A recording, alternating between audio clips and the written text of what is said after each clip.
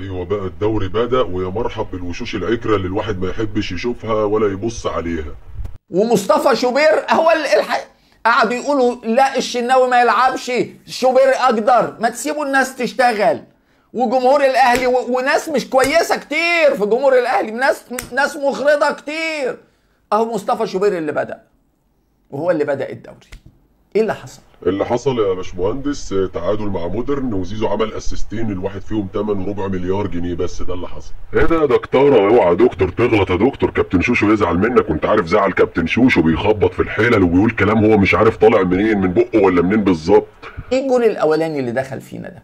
الكرة مع مصطفى شوبير لازم يباصيها بطريقه حريفه. لا انت مش دورك حريفه، انت جون. انت مش لازم تلعب الكرة بطريقه حريفه، انت تلعب الكرة للامان وبس. بيديها لكريم فؤاد على خط ال 18 بتاعه تحت ضغط رهيب.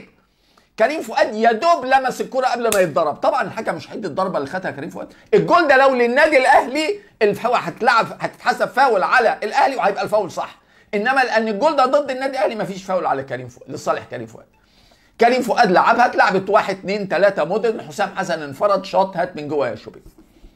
لعبه مفيش هجمه، الكرة اساسا مش هجمه، الكرة مع مصطفى شوبير. انما تقول ايه؟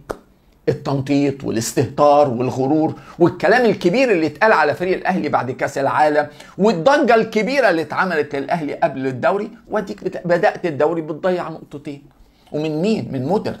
ايوه طبعا انت معاك حق، النادي الاهلي بيتظلم طبعا يعني حتى التعادل انت مش ما كنتش المفروض تتعادل، لانك اتظلمت. المفروض ان انت كنت تكسب، لان طبعا التحكيم انت عارف التحكيم بتاعنا لما بيحط على الاهلي بقى انت بص مش عايز اقول لك 45 دوري يا عيني. المظلوم 45 دوري، لكن الناس اللي بتتجامل 12 دوري و13 دوري، حاجات تعبانه كده عشان بيتجاملوا، لكن انت يا عيني المظلوم 45. يعني انت يا دكتوره معترف ان فريق ثمنه داخل في مش عارف كام مليار وارقام خزعبليه ودولارات، ان هو يعني بص مجعلصها في حق نفسه كده، وقال لك الكلام اللي بيتقال على اللعيبه بعد كاس العالم ومش عارف ايه واستهتار لعيبه الاهلي، المليارديرات دول كلهم مستهترين. لا ما تقول لهمش كده يا دكتور عشان بيزعلوا، هم متعودين منك ان انت يا دكتور بتطبل وبص اي حاجه تقعد تتنطط على الزمالك وخلاص، هم متعودين منك على كده. فانت لو صدمتهم بالحقيقه ممكن يجي لهم انهيار عصبي ولا حاجه، ولا يطق لهم عرق يا دكتور. اللي اقول لي صحيح يا دكتور، انت بتتكلم كده وبتتكلم على التحكيم وكأن الزمالك بيتجامل، وانت قاعد فين؟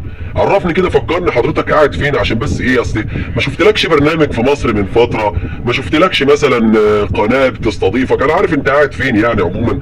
بس يا دكتور قبل ما تقعد تتكلم في الحق والباطل يا باشا اعرف انت بتعمل ايه الاول، بص لنفسك. يعني ما تبقى اذا بوليتم فاستتروا، يعني ما يبقاش انت يعني الواحد مش عايز يتكلم على تفاصيلك وقعد تقول لي لو للاهلي مش عارف كان ايه، ولو مش عارف على النادي الاهلي كانت ايه. يا عم تليه في خيبتك، خليك في خيبتك يا عم الحاج.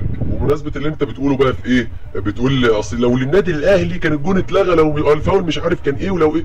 انا عايز اقول لك ان لو الدنيا مشيت طبيعي من غير اي بص مجاملات هنا ولا هنا، انا عايز اقول لك ان في ناس كتير غير الزمالك هتنافس على المركز الثاني، عشان تبقى عارف بس. واسال كابتن جوهر الله يرحمه، وانا مش هديك حجم اكبر من حجمك اكتر من كده واتكلم اكتر من كده. روح يا عم بص ربنا يهدينا ويهديك، ابعد عننا بارائك التعبانه دي، ربنا يصبر اهلك عليك والله. بالمناسبه عشان عارف عينه الجمهور وعينه الناس اللي انت بتخاطبها، اسال كابتن جوهري دي مش بالمعنى الحرفي، الراجل الله يرحمه متوفي. انا بتكلم ان هو كان ليه اراء قبل كده اكيد انت تعرفها، يعني انك لو اديت الزمالك او لو اديت او لو طبقت العداله في الدوري المصري الزمالك هيبقى بطل، وخلي باقي الانديه تنافس على المراكز الثانيه، فتقدر ترجع للتصريحات دي. عشان عارف عينه الناس او اللي مخاخ التعبانه اللي بتسمع الكلام ده، او الكلام اللي بيتقال من الناس اللي زي كده وبتصدقها. فحبيت بس اوضح عشان بس ما حدش من العبايط يدخل يقعد يهرتل.